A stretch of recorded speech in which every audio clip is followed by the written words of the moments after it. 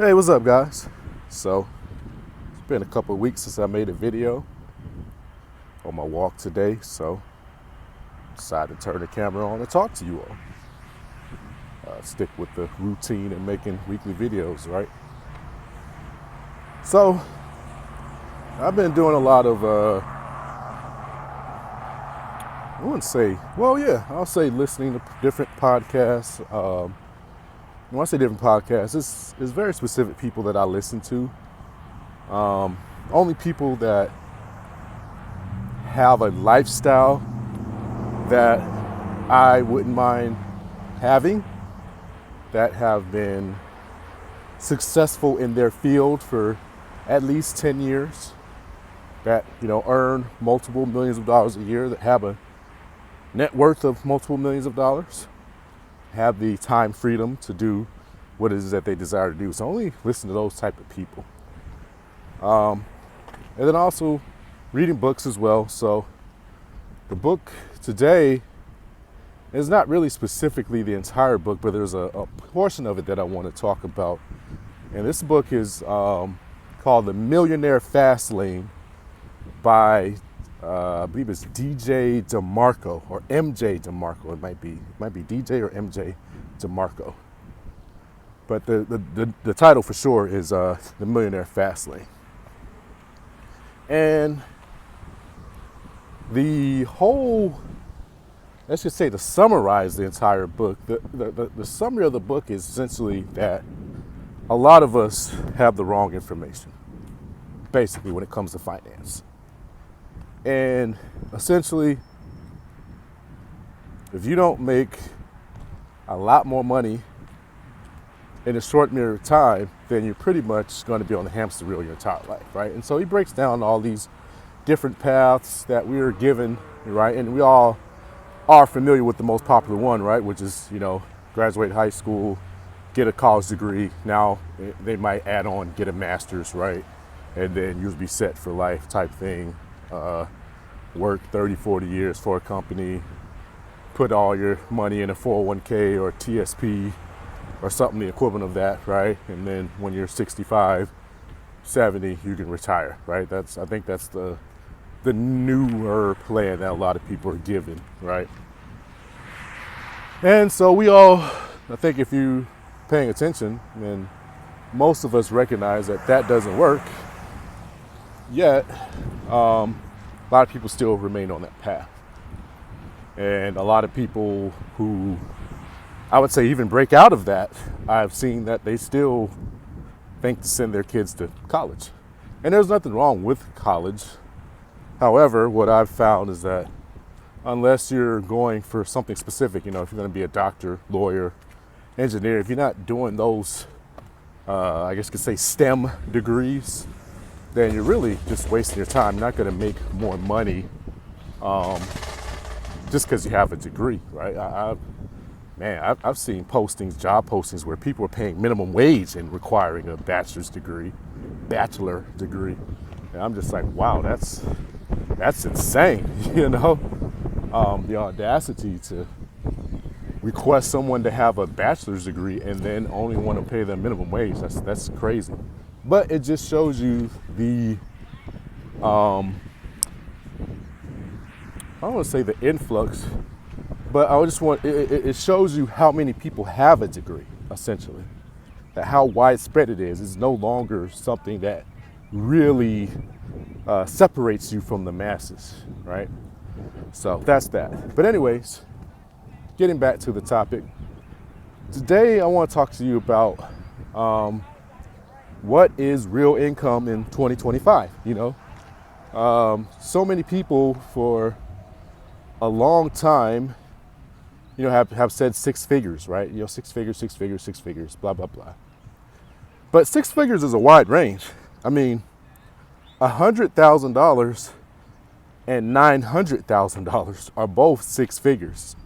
But those are two totally different lifestyles. If you're making $900,000 a year, you live in a whole different world than somebody making $100,000 a year.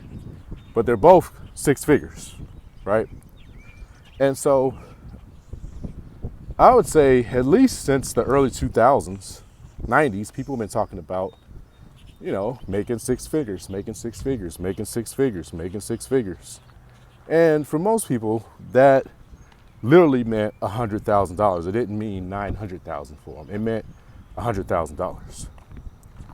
But I will submit to you that what you could earn, I'm sorry, not to say what you could earn, what you could accomplish with that type of income in the 90s and early 2000s, that's a totally different lifestyle than you can live today in 2025. So a better way of saying that is the lifestyle you could have earning $100,000 in 1995 is a completely different lifestyle than what you can afford in 2025, right?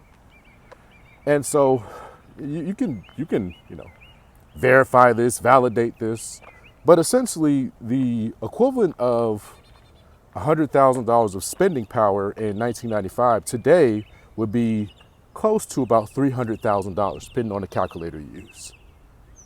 So realistically speaking, $300,000 would be the new minimum benchmark for quote unquote six figures, or i.e. the lifestyle that most people attribute to a six-figure income. It would be about $300,000 in today's money or currency. And most people don't want to swallow that pill. And so that leads me to the Millionaire Fastlane book with DJ DeMarco, which he, this is 2025. So I want to say he'd written it at least over 10 years ago. Maybe it might even be 20, but at least a decade ago, he wrote the book. And there's a line in there which I wrote down. It was a quote, but essentially said there's good money, great money, and I think there was like life-changing money or just incredible money. I think it was what he said. And can you guess where the good money started off at? What number he wrote down in his book? That number was $20,000 a month. He said that's where good money starts. Then he says great money is $200,000 a month. And then he said, incredible money, life-changing money starts at $1 million a month in income. So that's basically $240,000 is good money annual. He says great money is 2.4 million or more. And then incredible life-changing money is, 12 million or more a year in annual income.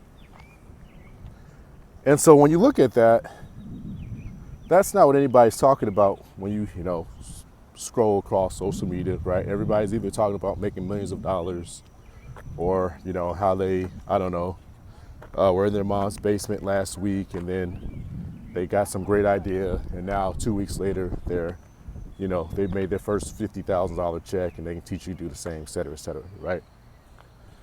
But I would venture to say that most of you, if you went out and you told someone that you made, let's say just $130,000 a year, $150,000 a year, they would look at you and go, wow, that's pretty good income. You're living pretty good, right? But I would also say that if any of you actually make 110, 120, low hundreds, right? Then you're not really living the lifestyle that people think you really are. You really can't afford what people think you can afford, right? And you know that if you go get that nice Mercedes-Benz or that nice Genesis GV80 or the nice Audi, right, S8 or a Q8, a SQ8, right? You go get one of these nice vehicles. You upgrade your home just a little bit, or you go get a 2,000 square foot, crib in a nice neighborhood, nice part of town, right? Or you rent a nice apartment in a nice part of town. Then like, wow. And maybe you go out to eat maybe once or twice a week. You know that money's gone a lot quicker than people think, right? And God forbid you actually take a trip, right? You want to fly somewhere, and you don't want to take economy class, but you want to fly first class, or business class, why would you want to do that, right? And you want to stay at something better than a Days Inn or Economy Inn or a Ramada Inn, right? You want to stay at the Embassy Suites or the Hampton Inn Suites. And we're not even going to talk about the Four Seasons or the Ritz-Carlton, right? Because those are unspeakable, right? Yeah, we're not even going to talk about those things because those are just unspeakable. But when you look at that, you go, man, 100,000, 150,000, you're like, it's not as much as I think. So the reason I bring this up and the point of having this discussion is, me, for the longest time, I have always wanted to live a certain lifestyle. And I remember the first time I really sat down, looked at the numbers of, what it costs to live how I want to live. And for the life of me, I felt, how do I explain it? I don't know if I want to say I felt guilty, but I felt like there was something I was doing wrong or something was wrong with me or something, because I just couldn't figure out how I couldn't figure out a way to live under 10K a month. And I know that sounds crazy, right? Especially if you don't make that much or more. You go, oh, well, that's just insane, right? But I couldn't figure out how to get the lifestyle that I wanted, right? Now, and keep in mind, this is my dream lifestyle. This is not, survival, right? This is actually, actually driving the car you want, living where you want, eating where you want, right? Taking the trips that you want in the style that you want, maybe taking family, friends with you, right? This is not survival, right? This is not going, oh, okay, well, we can live in this little, podunk cheap shack studio, right, on this side of town, and we'll just carry a pistol with us because it's dangerous, right? So, if anybody wants some problems, we ready, right? That's not what I'm talking about, right? I'm talking about living actually where you want to live, where you're proud to tell people, and people go, oh, wow, you live over there? Oh, that's nice, right? It's a difference. And we all have those neighborhoods, no matter where you live, you know where I'm talking about. You got that side of town, you got that neighborhood where you go, man, they got some nice cribs there, man. They got some nice homes there. I wouldn't mind having a place there. You know what I'm talking about. That's what I'm talking about, right? And for the life of me, I could not get that lifestyle under $10,000. Now, to give you a little background, coming where I come from, I'm from, South Carolina. I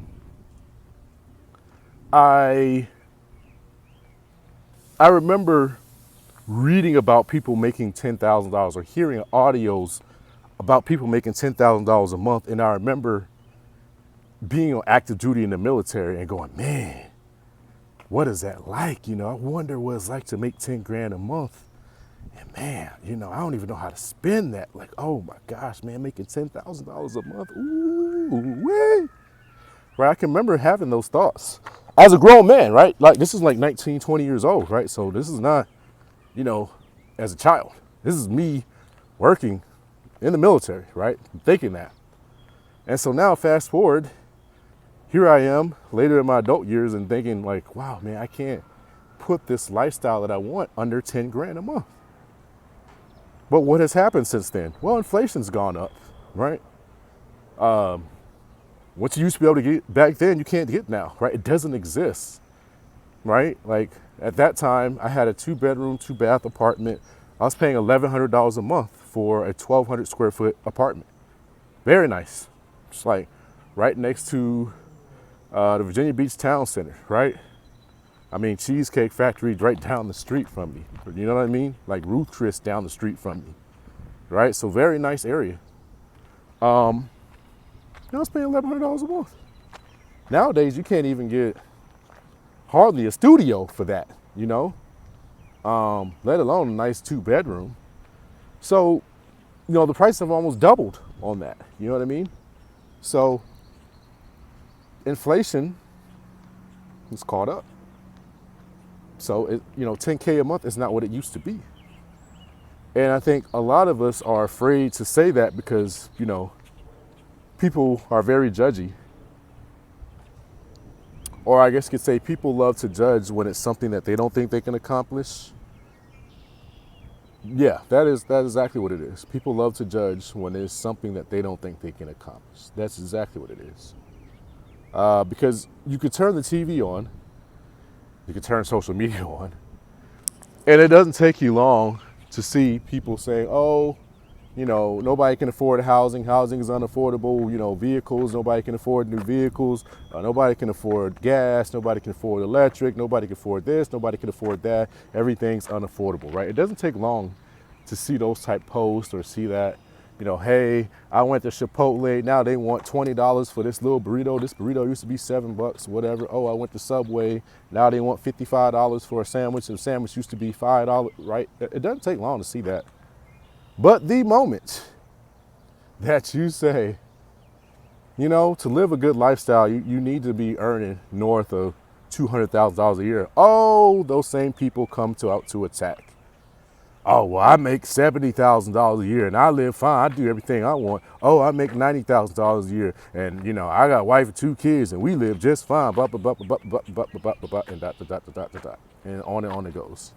Right? The same people that was just saying that they couldn't afford this, couldn't afford that, can't afford this. Now you tell them that you really need to make $200K or $300K a year to live, a decent, comfortable lifestyle. Oh, you're unrealistic. You're out of touch with reality now all of a sudden, right? Yeah, they just told you that housing wasn't affordable. Cars is, too expensive. They just told you the Subway sandwich costs too much, right? But now you tell them that they need to earn $200,000 a year to live kind of how, anybody that wants to live some comfort or a little bit of luxury, now all of a sudden it's a problem. They want to attack you. So I'm just here to tell you that when I read this in the book, it was like confirmation for me. It was confirmation that, hey, what I was thinking, what I was feeling, what I've been feeling is not insanity. It's not crazy. It's not out of touch with reality. It's actually very in touch with reality. But guess what? The guy who wrote the book, he's made well over multiple millions of dollars, right? So for him, $200,000 entry level, right?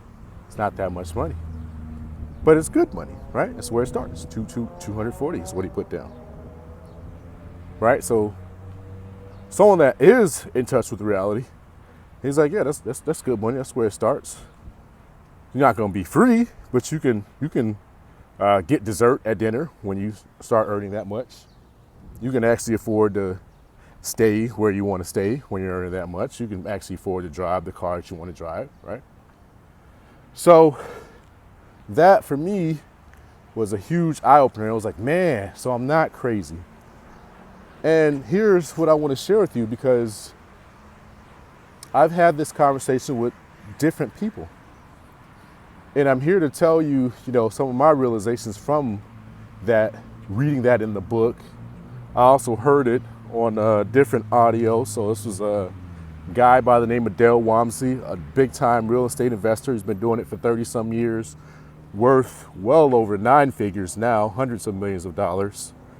And even he says, he's like, good money, $250,000. He was like, to really feel, loosey-goosey or like you can flex a little bit, you need to be at $500,000.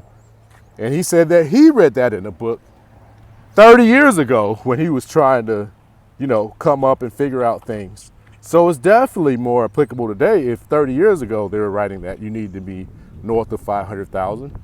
Now I'll give you another proof of concept, the proof of the idea that just came to me. If you look up accredited investor, that's right, Uncle Sam, the government, the one that everybody, no, I'm not going to say everybody, the one that the loudest people in the room on social media or wherever are crying about, the one that they want to save them, right? The government, the president or whoever, right? The government as a whole, they have what's called an accredited investor. So to qualify for accredited investor, you got to make north of, guess what? $200,000 a year. But guess what? Guess when they made that number? As far as I can tell, it was at least in the 90s. It was definitely before the year 2000 when they said, you have to earn north of $200,000 a year in income for the past 2 years with the expectation that that would continue. That they put that number in the 90s, and they have not adjusted it for inflation. Think about that. So they put that number down over 25 years ago, and they haven't adjusted it for inflation since. So that means if they actually adjusted it for inflation, it might be $300,000 or even $400,000 today that you'd have to qualify for to be a accredited investor. But again, even with it not being adjusted for inflation, most people still don't qualify to be an accredited investor. Now, what was the point of that? Uncle Sam deemed that if you were smart enough and wise enough and skilled enough to earn $200,000 a year, then you could be smart enough to assess various investment or investment opportunities and not be taken advantage of. And if for some reason you did lose money in an investment, you were earning enough that it would not take you out, right? Meaning that if you're earning $200,000 a year in 1990s or 1995, right? And for some reason you put 10, 20, 30, 40, $50,000 into a deal, it goes south, then it doesn't wipe you out because you're making $200,000 a year. You can recover, you can recuperate because you've got excess capital, right? That's what the idea behind it was, right? Someone was making $50,000 a year, they invest $10,000, it goes to zero. It might take them a whole another 5, 10, 20 years to save up that 10K a month. They don't have any excess. It's almost impossible for them to recover, right? So certain investments, the government says you can't even talk to these people about it because they don't make enough. They can't handle it. They're not sophisticated enough to assess the deal. And if for some reason the deal doesn't work and they lose their money, they can't recover from it. That's what the government says. So it was actually for protection. But the point is, even Uncle Sam says, you need to be north of $200,000 to really start to even play the game. That's in writing. So you could argue, against these different authors, right? And you can say, oh, well, that guy is out of touch reality. This one's out of touch reality. But this is in writing, and Uncle Sam, this is law, right? You can take this one to court. So the reason I bring that up is because I've found that the more success that I have and the higher I aim, the less people can relate to it. And that's not even to toot my own horn because I don't feel like I've accomplished a lot. And let me be clear when I say that. Compared to the average person coming from where I'm coming from, I have accomplished a lot. But when I look up to the people that I look up to, my accomplishments pale in comparison. So I'll say that a different way.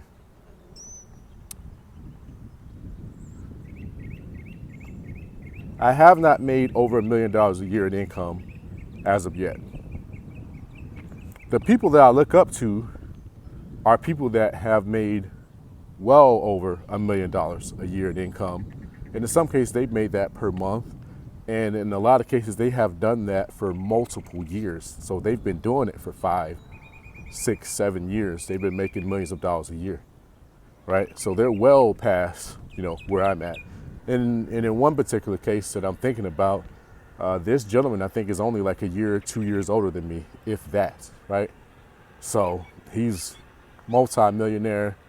He's got enough money that he was even entertaining the idea of buying a jet at one point in time. And he's built he's so well off that he built a whole multi-million-dollar business just for his ties. So I'll say it again, he's built a multi-million-dollar business just for his ties. So let me explain that to you a different way. He's made so much money, he's done so well, he's well on his way to becoming a billionaire. And he built a whole separate multi-million-dollar business aside from his real estate business to just as a mechanism for his tithes, giving unto the Lord. So he doesn't even take any profits from that. He gives that entirely to different causes and charities that he believes in, just as his tithes to give to God. Right? So while I'm here working on trying to make my first $1 million in a year, this guy is already well past that, and we're building separate businesses just to give the money away, right? So when I say, I don't feel like I've accomplished much, I could probably talk to the average person in the street and they go, oh man, you accomplished a lot. But when I'm looking at someone like that and comparing myself, it's like, man, bro, you behind the 8 ball, you need to step your game way up, right? So, but I've always looked up to people like that. But my point is, these people, this is what they say. But what I've found is that there's a lot of people that you could talk to who say you're out of touch reality. Why do you want to spend $3,000 a month in rent or pay a mortgage? Or why would you spend $4,000 or $5,000 a month on a mortgage or rent? You could buy a house in Mississippi for $100,000 or $50,000, or you can go out here to Timbuktu, and with that same money you could buy, all this land and property, right? And I think what people fail to realize is that there's a reason why you can go to Timbuktu and buy a house for $20,000 still or $100,000 still. It's because nobody wants to live there. Nobody wants to live there. That's why. Nobody wants to live there, right? Who's really got a picture of a Honda Civic as a grown man or woman on their wall? Like, oh my gosh, one day when I become successful, I'm going to buy a Honda Civic. Nobody, right? What you get as a kid, right? Your parents give you that car, right? A Lamborghini, though, people got that on their wall. A Ferrari, people got that on their wall, right? It's desirable, but guess what? It costs a lot more too. So anything that's desirable is going to cost more for the most part, right? When we're talking about tangible things, right? We're not talking about love. We're not talking about salvation, right? These things. We're talking about tangible things. It's going to cost more. So my experience was when I started having these conversations with certain people, it was always like a judgment that came from them. Like, hey, you want to live luxury. You want to live lavish. You want to live this lifestyle that you can't afford. You want to do blah, blah, blah. And it was always like almost like condemnation, like who are you to want that? You know what I'm saying? And it made me feel some type of way, like, man, like you aren't grateful, like you aren't thankful for what it is that you have. Look at you, you already got this and that, and you trying to get that and that. And it's like, well, isn't that what America is built on? Making dreams come true, making a reality, living a great life, living a grand life, being free. And so I found that it was more like I was being attacked. But then I found that when I talked to millionaires, multimillionaires, to them, it was just like an obvious reality. Like, hey, you're actually starting to see the truth. That, yeah, I don't see how you make sense of living on $150,000 a year. I don't see how you make sense of living on $200,000 a year. You really can't do anything with that type of money. I mean, you're one paycheck away from poverty, like you miss a check, you're out on the streets. Or, somebody gets sick, you have an unexpected death, you can't even pay for the funeral, right? That's how they see it. And so what I had to learn was that on this journey to getting to 7 figures, you have to detach from the masses. And I think that's the hardest part of the pursuit of high income and financial freedom, is that there's a lot of people that say they want it. There's a lot of people that, just in jest might say that, oh, that'd be nice to have. But they aren't really serious about it. And they haven't really sat down and ran the numbers. You see what I'm saying? Like I've run the numbers, and let me break that down to you what I mean when I say I've ran the numbers. I looked at the exact type of house or house that I would want to buy today if I had the multiple millions of dollars, right? So I've looked in, let's say like South Florida. I've looked in, it was like California. Well, I forget the name of it. Well, just north of San Diego. But I've looked at those places, right? And I've seen the house on the hill, if you will, on top of the mountain, or with ocean views, right? That's somewhere between 4,000 and 7,000 square foot, and it's got 2-3 car garage, and it's got sweeping views. Right? I've looked at those, and there's a price tag there that might say 5 million, 7 million, 8 million. Right? I've looked in South Florida, and there's homes on the water right out there in Fort Lauderdale that you can park your yacht next to it, and that place has got a certain name. I've looked in Weston where it's like, okay, now you've got a little bit more acres, the Southwest Ranches, and it's got $5 or $10 million, right? And you got an acre or 2 acres of land, right? I've looked at these homes, and I've looked at the price tags on them, even Jamaica, even Hawaii.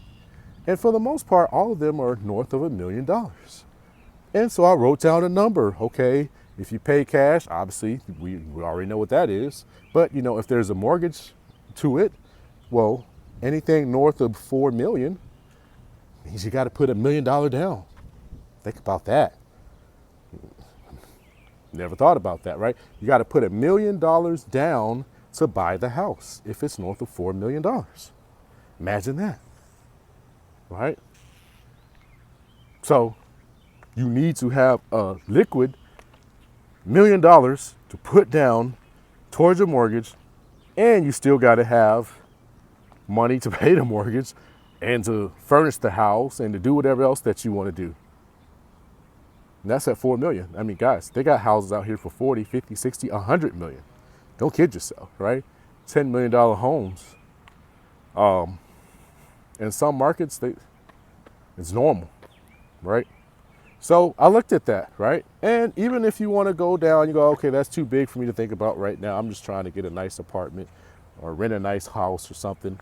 You look at a nice, 3-4 bedroom townhouse or apartment, luxury, I don't care where you are, you're gonna be at 3, 4, 5 grand a month, easy, right? In a nice part of town, right? So I've looked at those numbers, okay? Now I've looked at, okay, if you're actually going to get good groceries, good food for you and your family, right? This is not, we're going to the cheapest place, the Aldi's or the Dollar Tree, we're doing our grocery shopping. We're going to maybe Whole Foods or the equivalent thereof, right? And we're trying to get good, locally sourced food, right? We're going to the farmer's market and we're trying to get good, locally sourced vegetables, fruits, even our meats from the farm where we know, hey, they haven't put all these pesticides, they haven't put all these steroids in it, they haven't put all these growth whatever into the food, right? It's raised properly, it's grown properly. We're trying to get it closest to the source as we can. It costs a little bit more, right? And so you look at that, it's probably about $300-400 a week, realistically, for a family, right? So now that's another $1,200-1,500 a month right there just to get good groceries, real fruits, vegetables, locally sourced meats, right? Now you actually want to go out to eat. Okay, so now we actually want to go out to eat more than once a week, right? We actually want to have date night with the spouse once a week, and we don't want the date night to always be McDonald's, because one, we don't eat McDonald's. I don't eat McDonald's. I'm going to say never, but it's not a very common thing that you see me eating McDonald's, if at all. And I'll go years in between McDonald's to clarify. But to say that I'd never eat it, I have ate before. Probably will eat it again sometime in the future, but definitely it's not very common. But yeah, so you want to actually eat at Ruth Chris. You want to eat at what is this place? Morton's, Steak 48, whatever the seafood place is, whatever the nice restaurant is, or maybe it's just something that's a food truck, even a food truck, or maybe it's a festival you want to go to. Even at that, like, you're going to pay $50-60 per person for the food, right? Like, if you go to one of these food trucks, there's going to be different entrees you want to try. One's going to be $20, one's going to be $15. There's going to be a little dessert or a drink that you want, little fruit tea or special lemonade or whatever. That's going to be another $5 or $10. And next thing you know, again, even at a food truck or at an event or festival, you're going to be spending $30, $40, $50 per person, right? You can't get around that. So now if you're eating out, let's say just once a week, you spend 100 for 2 people, and times that times 4 weeks, right? It's 400 for the month, 500 for the month. And that's only if you eat out once. But what if you don't feel like cooking one night, right? What if some night you don't feel like cooking? For whatever reason. Life is just life. You just don't feel like cooking, or you don't have time to cook, or you're on the other side of town, and by the time you get home, it's gonna be too late to eat, so you might as well just grab something, right? You get a meal for 2 at Chipotle, I think you had like 30 bucks or something, right? So you add that, and now, okay, now your food bill is $2,000 a month, right? Because you buying groceries, you eat out a couple times a week, man, you had $2,000, right? Now, what if you got a lady that you like to maintain? I don't know. Some ladies like to get their hair done, get their nails done and things, and that costs a little bit, that costs a couple $100 a month, depending on what your lady does or doesn't do, or what your wife does or doesn't do, right? Or what your future lady or wife will or won't do, right? Maybe you don't want her to wear thrift all the time, right? Maybe every now and then you like to see her dressed up, or maybe you dressed up, or both of you all dressed up, right? So you look at that, you go, okay, what does it cost to maintain a wardrobe, or to maybe just buy one new outfit a month? So you get 12 new outfits a year, right? You add that number in. Okay, now what if we want to travel maybe once a quarter, right? Once a quarter, we want to take a whole week off, which is for most people more than they can imagine, right? But again, this is a dream lifestyle, right?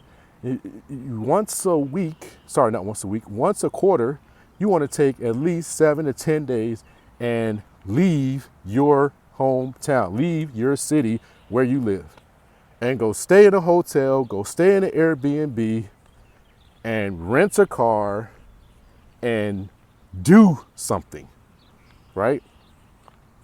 So let's just say we're going to go to, I don't know, depends on where you live, but let's just say we're going to go to Dallas, Texas. I don't know. I've been there before, but, let's screw it. Well, NBA Finals right now. NBA Finals is happening. So let's make it relevant. NBA Finals is happening right now. You want to go see, I think it's the Pacers that's playing. Forgive me.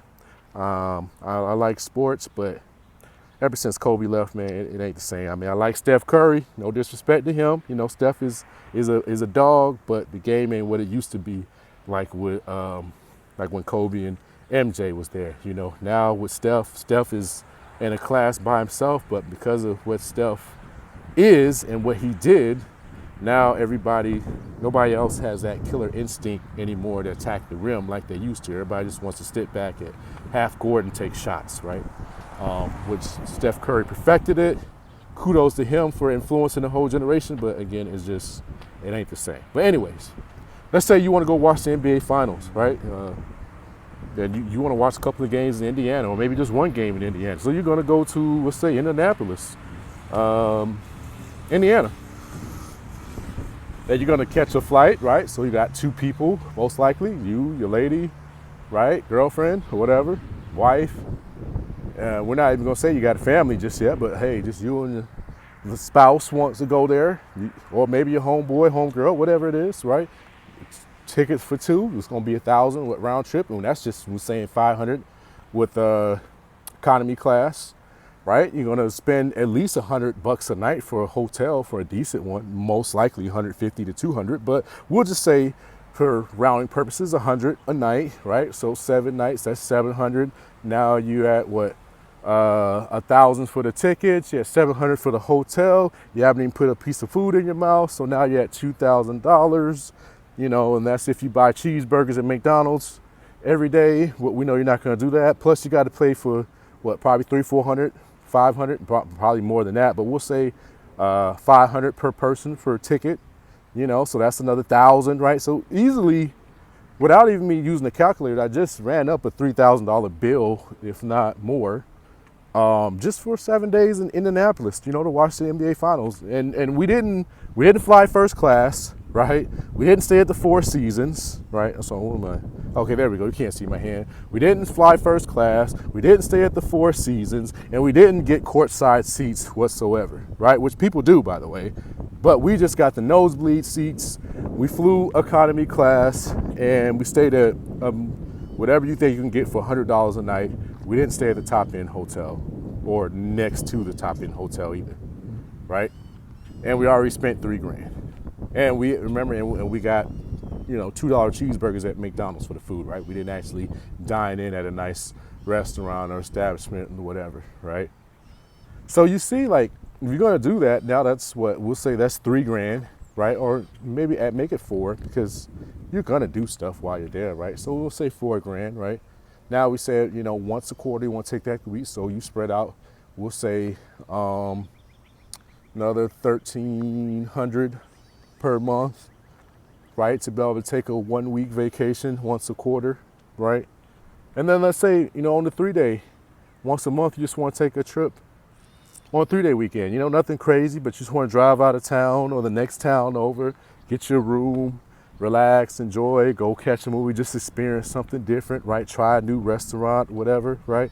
I think you guys see, like, when you start adding that up and you start going, okay, $3-4 a month for rent or for the mortgage, right? Now you're talking about $2,000 a month for the food. Now you're at $6,000, right? Now you actually want to travel, or you want to get your, ladies' nails done, or you want to get your hair done, you want to get a massage, facial, you want to actually be able to buy one new outfit. Now you're talking about you're at $7,000, right? I think you can see like how quickly $10,000 can go.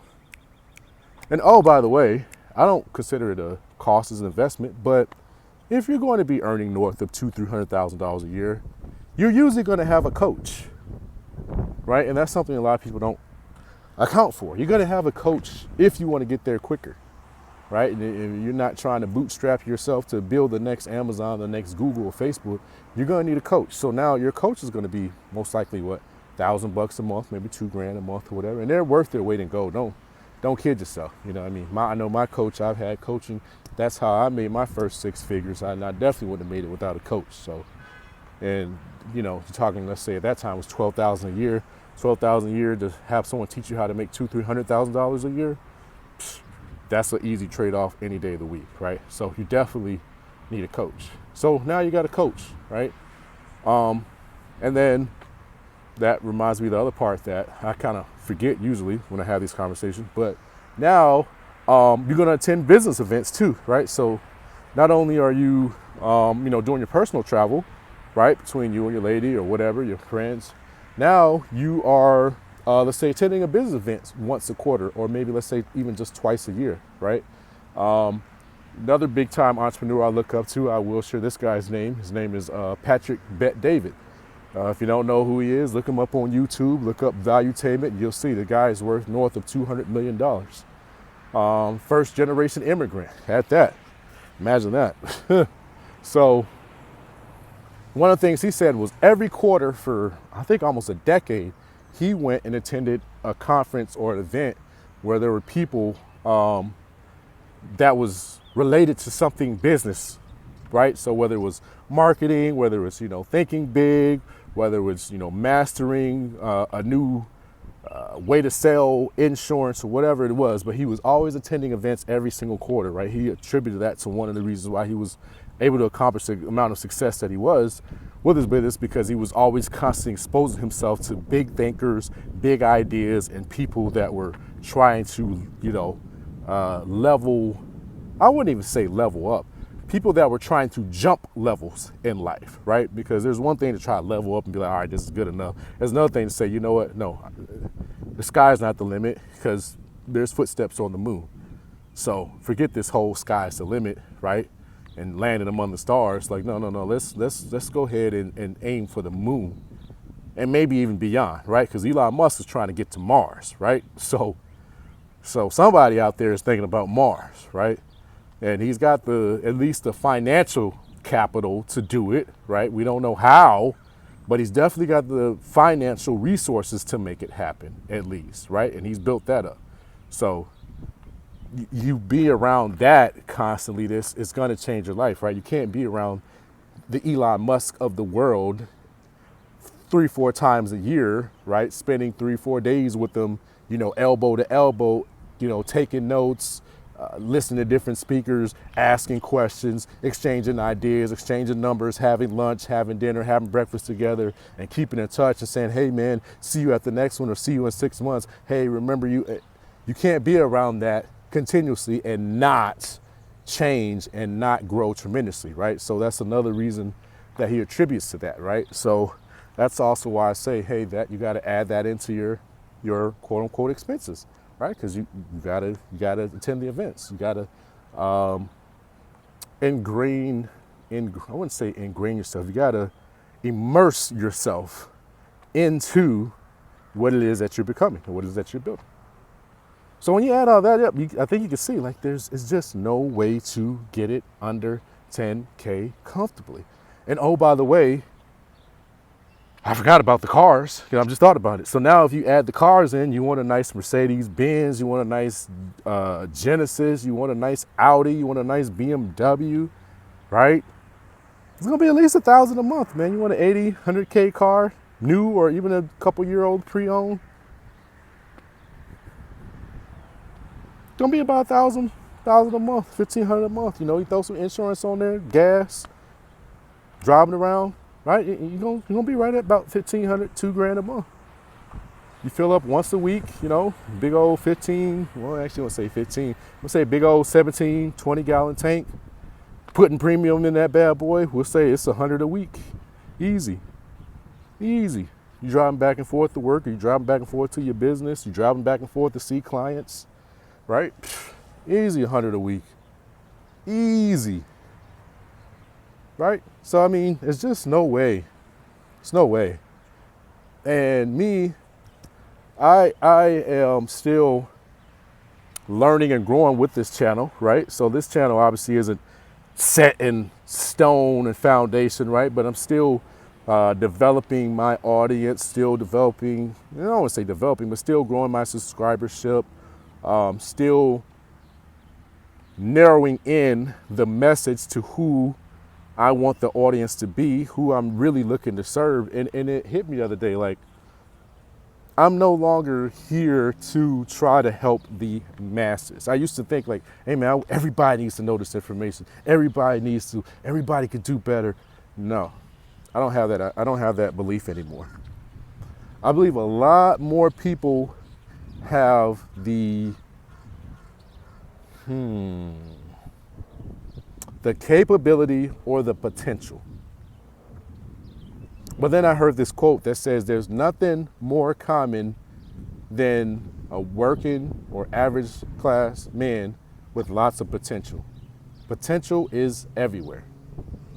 There's very few that are actually going to realize that potential.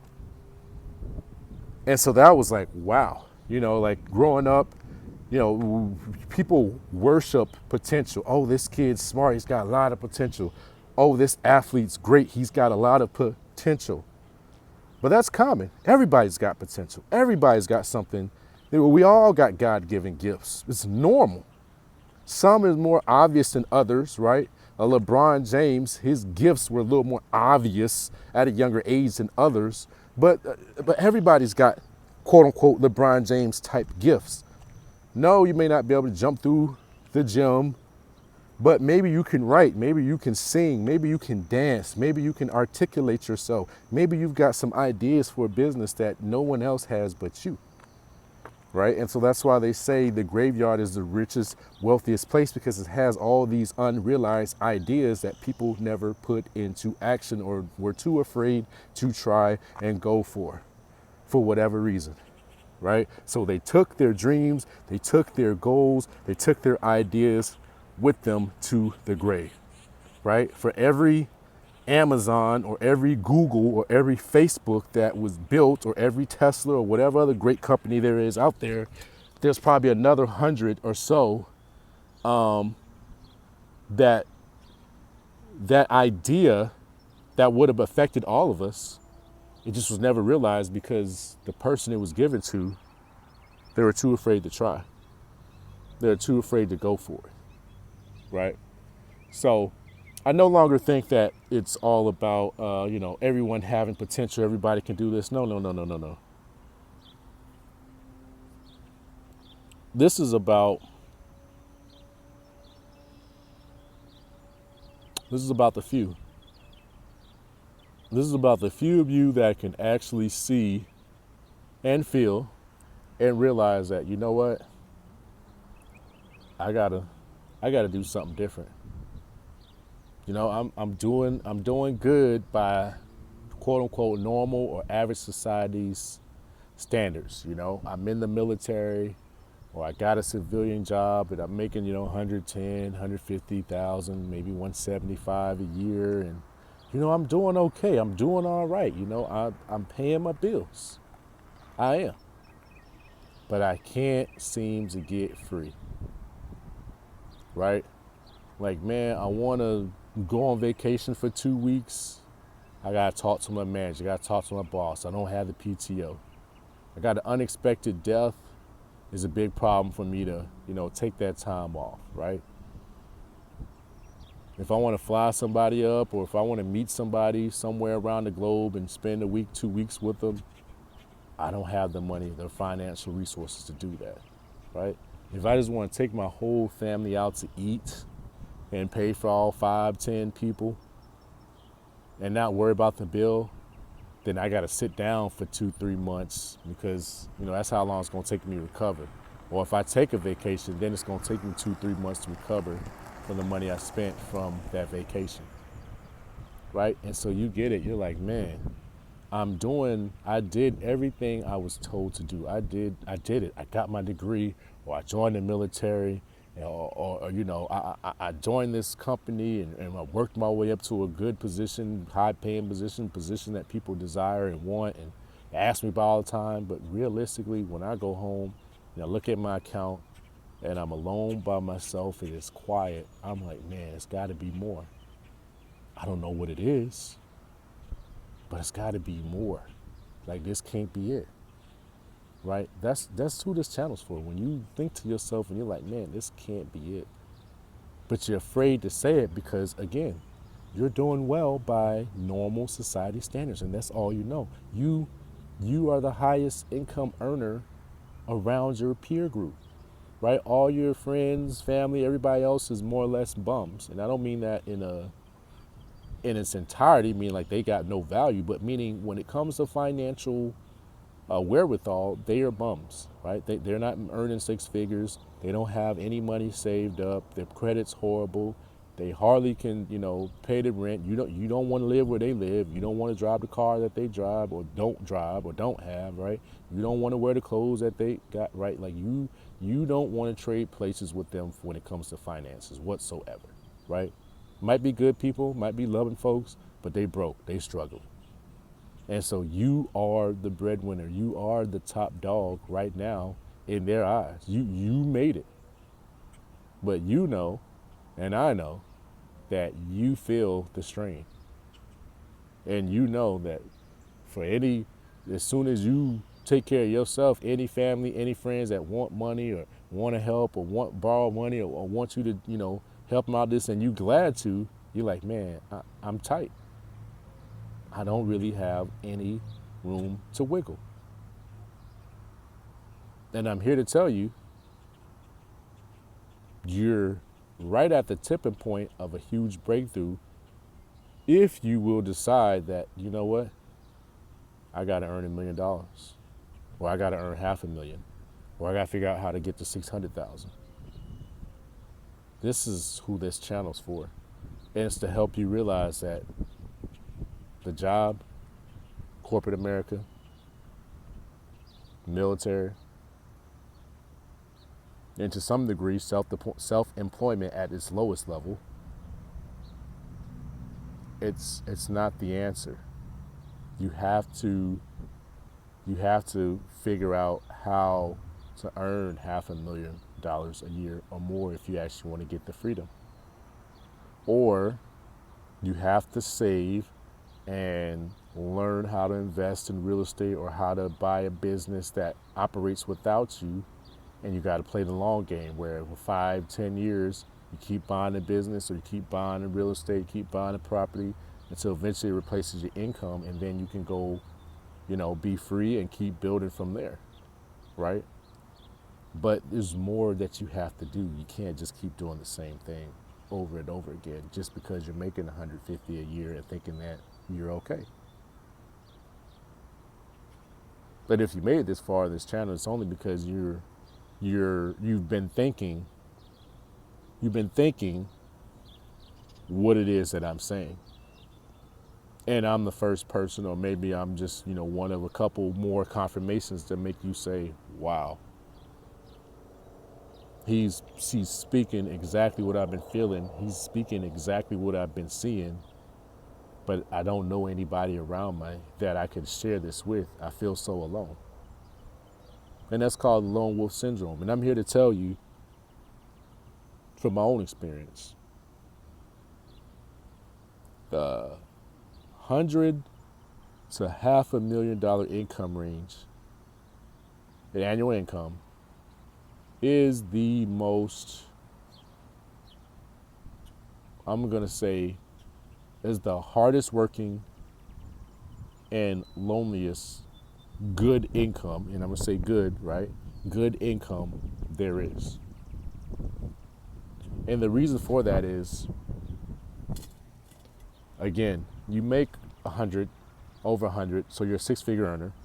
So most people are going to say that you're good, but you're not north of $500,000 to where you can get in the room with the upper echelon people who are earning $1 million plus a year, who are earning over north of 100K a month. Some of them is $500,000 a month, 1 million a month. Like, you're not quite making enough to get your foot in that door yet, but you're the top dog in your current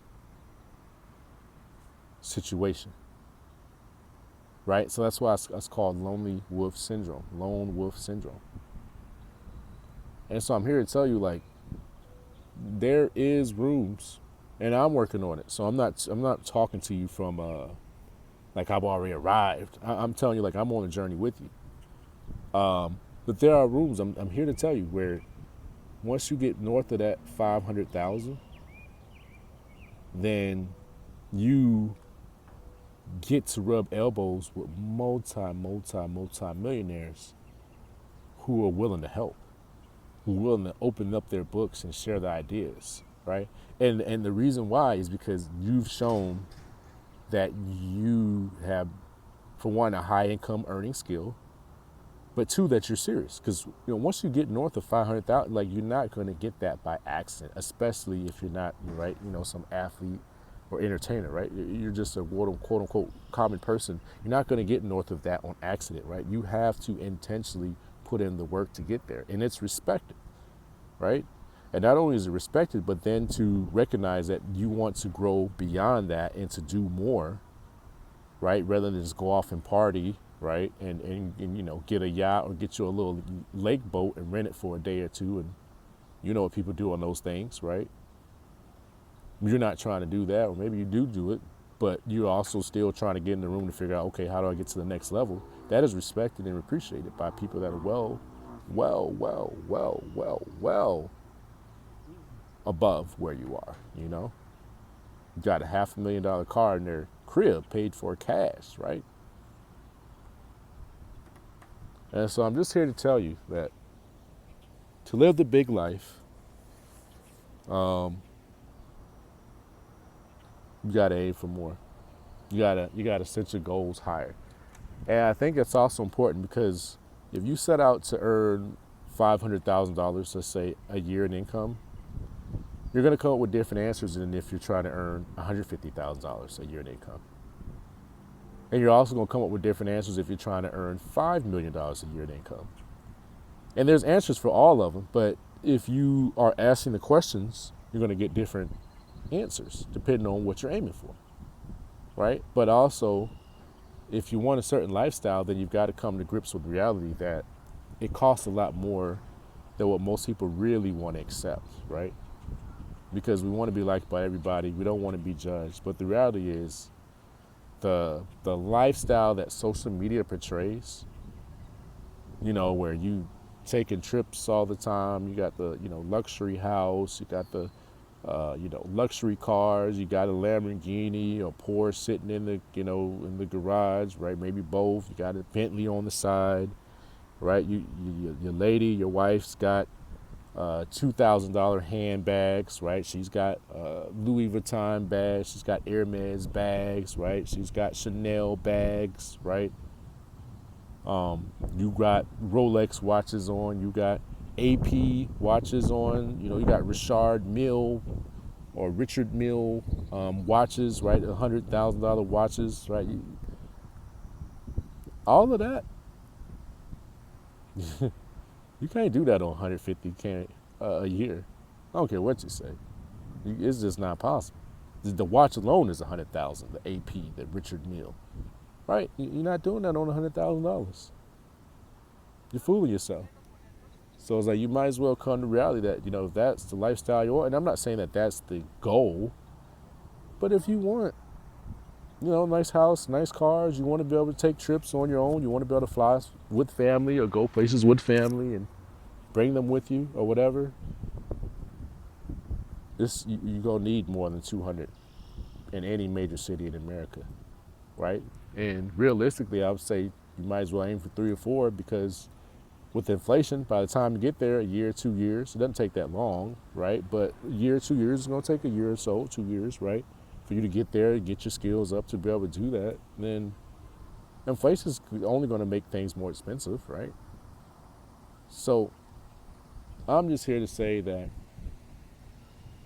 this is a wake-up call, if you will. All right, don't listen to the masses. Don't listen to the media when they say things aren't affordable, but also recognize that the income goal you should have, it needs to be a lot higher to live a certain lifestyle, right?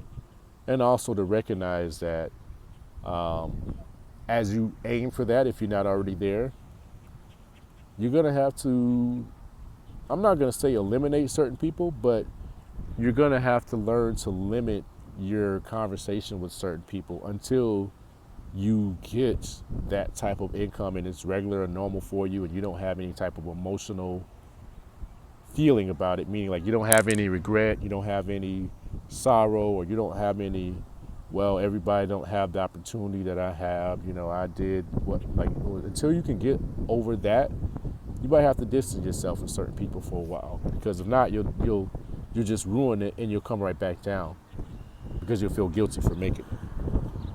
And that is a real thing. So just remember, good income starts around 200, quarter million a year, right? Great is 200,000 a month or 2.4 million.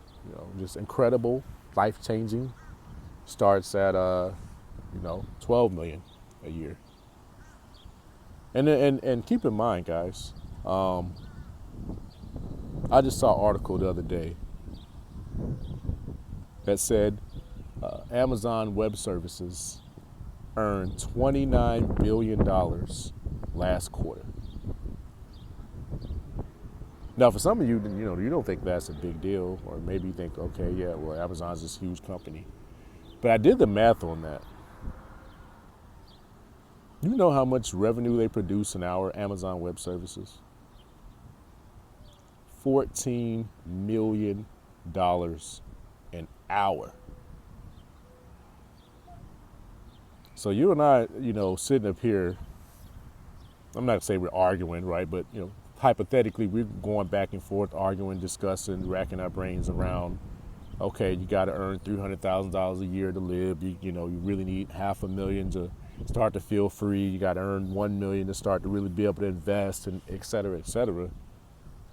Meanwhile, this company is earning $14 million an hour, in excess of $14 million an hour. $14 million an hour. That means every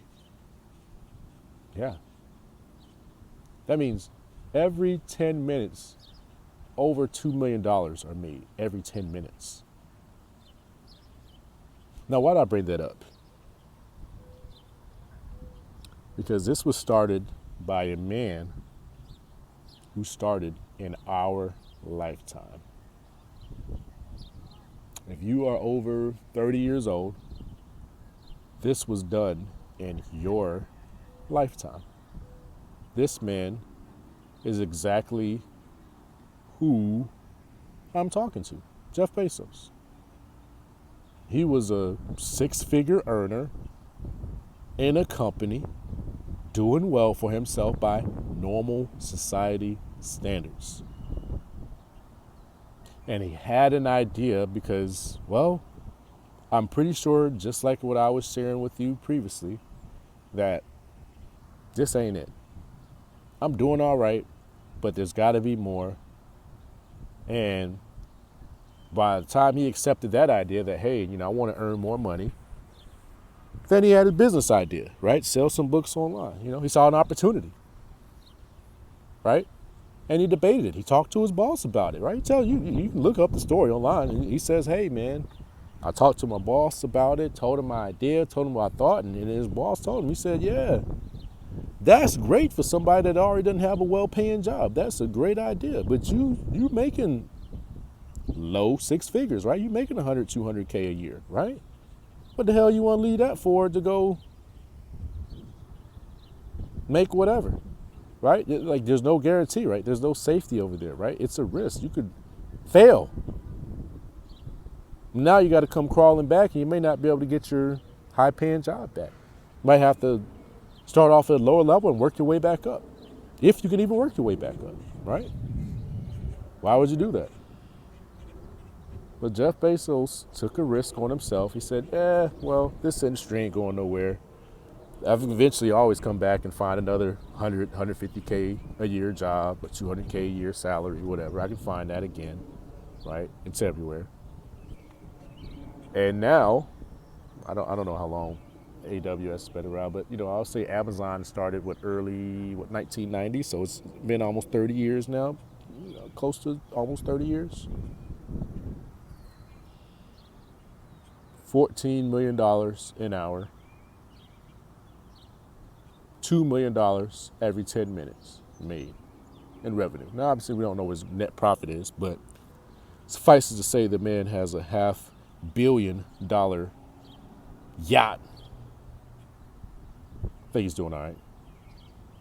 Some of that's going to his pocket. But I only bring that up to say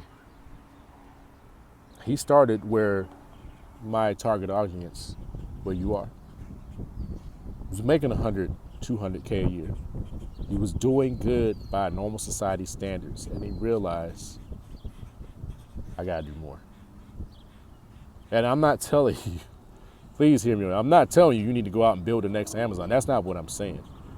But what I am saying is I'm using it as an example to say that he could have said, I'm doing well enough, I'm doing good enough, and let that idea pass, and nobody would have blamed him, because he's making $100,000 or $200,000 a year at the time, which was good money.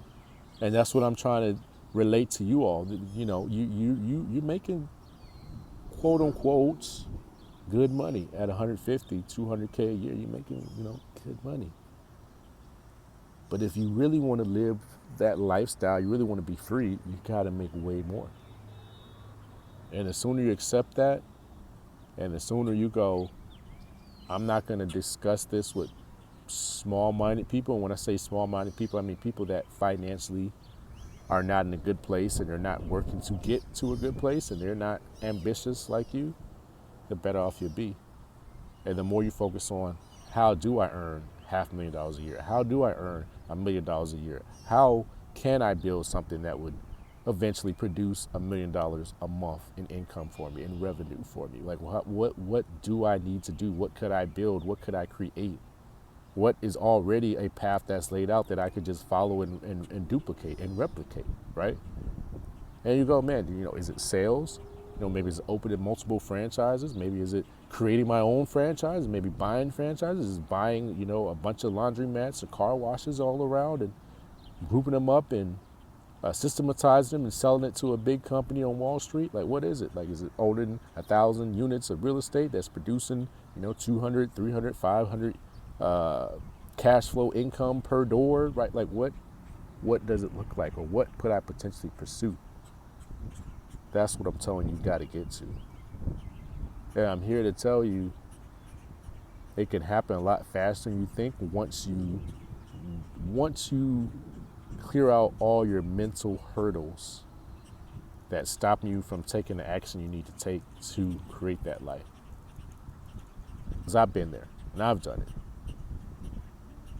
And if you come from, I'm not going to say poverty, but when you come from just barely above poverty, like I came from, whereas, we were never hungry. We never wondered where our meals were coming from. But we definitely didn't go out to eat where we wanted to eat. Everything was about budget. Everything was about finance. Everything was quote unquote limited. When you come from that, it's sometimes harder than you might imagine, because you think you don't have, I'm not going to say vices, but you don't think you have any mental barriers stopping you from earning a lot of income. But you really do, right? There's a spiritual component to it. Whether you believe God is okay with you having abundance, there's that aspect of it. There's a familiarity as far as with your family, with your friends. You want to be able to bond with them, your day ones, but most of them don't have any financial abundance in their life. So you're not going to be able to have that same bond with them if you're going to earn this type of money. And let's keep it real. Some of your family and friends will use and abuse you if you allow them once you start making this type of money. Or they might even just completely treat you differently or cut you off, right? That's a whole nother thing you're not quite prepared for, right? You're doing all you can. Now you start figuring out, okay, now you start earning $300,000-$400,000 a year. You want to come around, take everybody out, or, bless them. And now they start looking at you like you a bank, or like you a check. You know what I'm saying? Like you owe them something. Like they can't do the same thing that you did, right? And you try to help them out with their idea, and they don't want to work. They don't want to push. They don't want to grind. And you love them and they love you, but you can't force them to be successful. And you've got to accept that, you know what? My cousin, my brother, my homie, maybe it's your mom, dad, maybe both, right? Or whoever. Like, you can't take them with you. And that hurts. But that's a part of the process, right? You want all of them. You want all of them getting the bag. You like, man, I see it. I did it. I can show you. I can teach you. We could do, and they're not with it. They just want you to pay for the bill, right? And at some point in time, that's going to cause, it's going to cause a little bit of resentment. It's going to cause a split, right? Dealing with that. You know what I'm saying? And like I said, now you're making $200,000-$300,000, and now you want to figure out how to make $1 million a year. Like, why? That question is going to come up from people. When you got a decent place, and you got a decent car, and you got a little bit of money in the bank, and you're not struggling check to check, month to month, and you start to put money up, and now you're starting to look at deals, and you're starting to be around other investors, and you start to be around people that have $200,000-$300,000 in the bank, and you start being around people that actually have a couple $1 million in the bank. You start being around people that actually wear and don't kid yourself, this is a little Casio, so I'm not showing this as like this is a watch, but when you see someone that's got $800,000 watch on their wrist, and you hang around those people, and you see how they treat money versus, where you come from, it's gonna change you.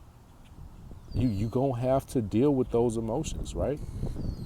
Because there's a world where, people don't, going out to eat, paying for everybody, it's not even a thought, right? It's nothing to spend $1,000 on the meal or $2,000 on the meal. It's nothing. And it's not even a flex. It's just normal for them. They don't even think about it. Right? There's a world where that exists. You know what I'm saying? Like, there's a world where flying private is normal. Chartering a jet is normal. Right? It's not a thought. It's just a part of their life. It's not even a flex. It's not even something they put on Instagram. It's not about, trying to, show the haters. None of that. It's just their life. That's just how they live. And if you make this income and you keep pursuing and trying to, join certain masterminds, you keep trying to attend events and you keep trying to figure out, okay, how do I get to the next level? You're going to meet these people. You're going to start being in these rooms. You're going to have a seat at the table. You don't be at the head of the table, but you might be at the corner of the table, or you might just be in the room, right, around the table, right, just sitting on the wall, right? But you're going to start being around these people, and you're going to see, like, wow, they think totally different. That's why they have the lifestyle they have. And they do things differently, right? They have different habits.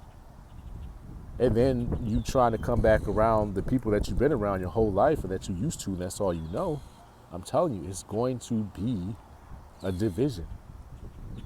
And that's okay. But can you handle it? Can you deal with it? Or will you decide that you don't want to break away from that and you want to stay, so therefore you can't make the money? This is real, right? This is a part that a lot of people don't really talk about, you know? So anyways,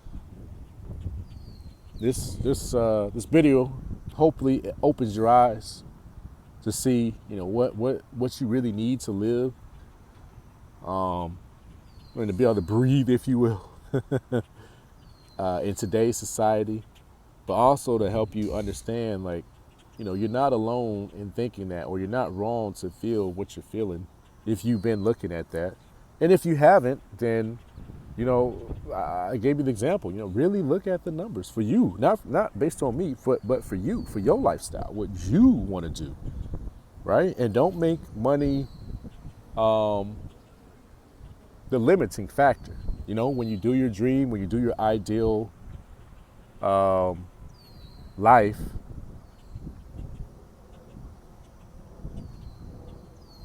imagine it as if money was nothing for you. Imagine as if you were already Jeff Bezos or Elon Musk. Like, what would you have? What would you do? Right? Where would you live? You know, what clothes would you wear?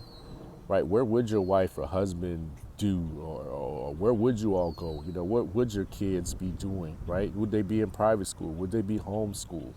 Right? Would you hire a tutor? You know? Would you fly first class? Would you have a jet? Would you charter a jet? You know, what type of home would you have? Would you have multiple homes? You know, like, really get into it. And then look it up. Look up what it costs. Really look at what it costs. And when you look at what it costs, write down those numbers in today's numbers. You know, write down what it costs per month, right? Or write down an annual figure what it costs if you don't know the monthly figure. Right, either way, write it down per month or write it down per year, and then look at that number. And then every mentor I've ever talked to or heard from says that, okay, now let's, you know, you do that same exercise, but do that for, you know, when you think you want to retire, or, you know, what you want life to look at, you know, by the time you're 50 or whatever, right? And they say whatever that number is that you think, they say you need to double it. Because by the time you get there, inflation, they're like, hey, you got to double that number. So that's, you know, to give you a realistic idea of that number, of the income. And I think you agree, it's a lot higher than what most people think. So you've definitely got to think a lot bigger, pursue a lot bigger, and just understand that it's going to be a mental process, more so than a discipline or a, well, skill for sure, but it's definitely going to be mostly a mental journey. It's going to be a mental journey in discipline, in consistency, and persistence, and creativity. And it's going to really be a journey in self-development, developing yourself, believing in yourself, going for your goals, dreams, taking that first step, failing, getting feedback, getting back up again. And it's a process of you becoming that person that you have in your mind and your head. That's what it's going to take. So yeah, guys, I guess for the third or fourth or however many times, I'm actually going to try to wrap this video up. But again, just keep in mind, you got to be north of 200, 300K a year in income. to really be making good money in today's society.